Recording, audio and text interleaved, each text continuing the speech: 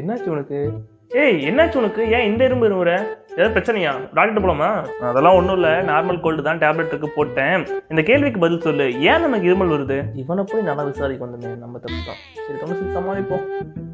பொதுவாக நமக்கு இருமல் வரதுக்கான முக்கியமான காரணம் என்னன்னு பார்த்தீங்கன்னா, நம்ம மூச்சுக்குள்ளாக்கி எந்த ஒரு இன்ஃபெக்ஷனும் வந்துடக்கூடாதுங்கிறதுக்காக தான் நமக்கு இருமலே வருது. பொதுவாக என்ன நடக்குதுன்னு பார்த்தீங்கன்னா, நமக்கு ஏதாவது எரிச்சல் ஊட்டுது, நமக்கு இந்த மாதிரி சளி வரப்ப ஏதாவது எரிச்சல் ஊட்டும் விஷயம் நம்ம வாய் வழியே உள்ள போச்சுன்னு வச்சுக்கோங்க, நம்ம மூளைக்கு அது உடனே சிக்னலாக போயிடுது. மூளைக்கு சிக்னல் பண்ண உடனே மூளை என்ன பண்ணுதுன்னு பார்த்தீங்கன்னா, மூச்சு நம்ம உள்வாங்குறோம்ல, அந்த சமயத்தில் இங்க எபிகார்டஸ்னு ஒரு ஸ்ட்ரக்சர் இருக்கும். அது என்ன பண்ண வைக்குதுன்னு பார்த்தீங்கன்னா, மூச்சு உள்ள போன உடனே அது அப்படியே அழுத்தி பிடிக்குது. அதனால மூச்சு அங்கேயே நின்று போயிடுது.